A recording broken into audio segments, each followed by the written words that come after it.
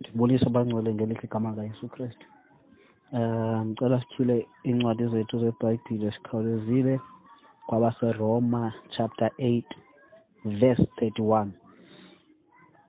Ihamba kanje ke bantu bezulu. Verse 31 sithi isihloko sika verse 31, uthando uThixo asithanda ngalo ngoYesu Kristu. Verse 31, masithini na ke ngezi zinto? Ukuba uThixo ungakuthi, ngubani onokusichasa? Bawusikelela izwi lakho linamandla, liyaphila linguwe, alibuye likuwe lilambatha, lingamadoda asiqondisa indlela. Lona izwi lakho libukhali kunenkemba zonke ezimiliselwe ehlangothini. Thetha ngalo Thixo, ulungisa impilo zethu ngalo, in the name of Jesus Christ, amen. Ithi masithini na ke ngezi zinto? Ithi okwesibini, ukuba uThixo ungakuthi, ngubani onokusichasa? Ukuba uThixo ungakuthi, ngubani na onokusichasa? Bangcwele, le ncwadi ibhalwa kumpostoli uPawulos. Umbhala ezama uveza uthando lukaThixo kumaRoma, ibandla laseRoma. Ubhalela lona ngoku izinto zehlile zisehlela ibandla laseRoma. Uthi ke ngoku Pawuli kubo, masithini na ke ngezi zinto, ezinto zisehleleyo? Masithini na ke ngezi zinto? Abuye athi, ukuba uThixo ungakuthi, ngubani onokusichasa? Ndiqala imibuzo mibini le. Khona i-question mark oqala, khona i-question mark wesibini. Oqala uthi masithini na ke ngezi zinto? Owesibini umbuzo uthi, ukuba uThixo ungakuthi, ngubani na onokusichasa? U-Apostle Paul uzama uveza ubukhulu bukaThixo kule mibuzo mibini. Uthi sithini na ke ngezi zinto? Sithini na ke ngezinkxwaleko sidibana nazo? Sifanele ukulwa na kwezimpi sijongene nazo?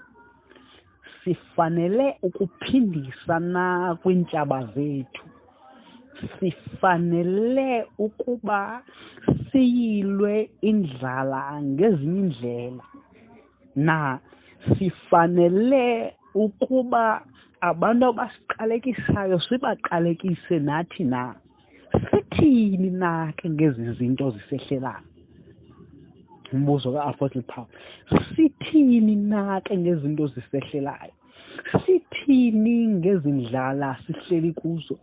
Sithini ngezintshaba zisishutshisayo? Sithini ngenkxwaleko esidibana nazo? Sithini ngabantu abasingqikivayo? Sithini ngobuhlungu sibuvayo? Sithini na ngentlupheko esihlangana nayo? Sithini na ngezi? Nebazalwane, ndiyabuza, singaba singathini na ngezi zinto? Ingaba singaziphindezela na? Ingaba singakhupha ikrele na? Sizilwele na? Sithini na ngezi zinto sidibana nazo? Sithini na ngezi zinto loba ibandla lithukwa ngabantu basezweni? Sithini na ngezi zinto? Sithini na ngezi zinto zoba kukhona abantu abonyelisa ivangeli kaThixo beyishumayela? Sithini na ngezi zinto? Ingaba siyaziphindezela? Ingaba siyalwa? Ingaba siyabathuka? Ingaba singenza njani nabangcwele ngezi zinto? Ingaba singenza njani? Athi xa egqibela uthetha ngombuzo wesibini, athi ukuba uThixo unathi, ngubani na onochasana nathi?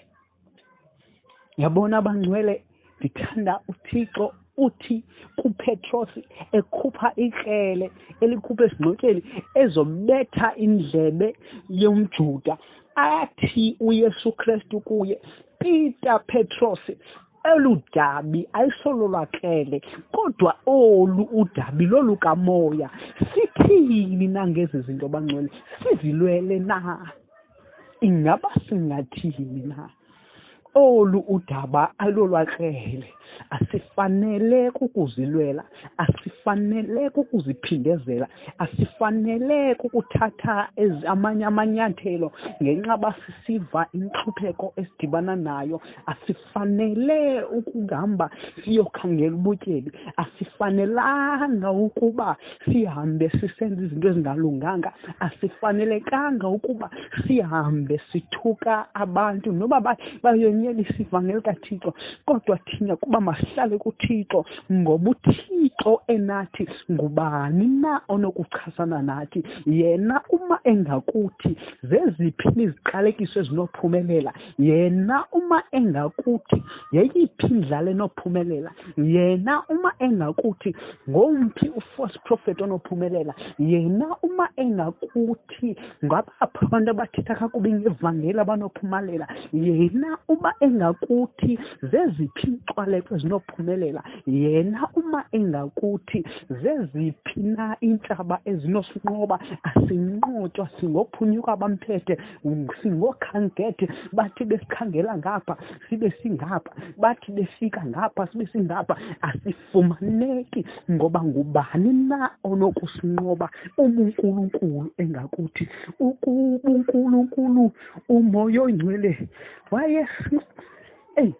yabo bangcwele, asikwazi ukuzinqobela impi. UThixo engakuthi ngubani na onokusinqobela?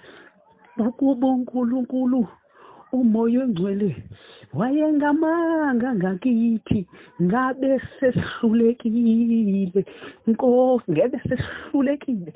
Izinto esisuka kuzo zidipha, khawujonge emva lapho usuka khona, usuka ebunzimeni, kodwa ngenxa yobuNkulunkulu engakuthi, ngenxa yoba yena ekhona ngakuthi, asinqotywa, singophunyuka abamphethe, singokhangethe, asifumaneki because unathi yena ngamaxesha onke, unathi ebunzimeni, unathi kwinxwaleko, unathi kwintshutshiso, unathi abantu bethetha kakubi ngathi, unathi kwi-challenges, unathi sesishiywa ngabantu esibathandayo, unathi uNkulunkulu sele ithemba liphelile, unathi noba kuthiwani, unathi nasempili. Ingaba singabuya sithini na kwezi zinto?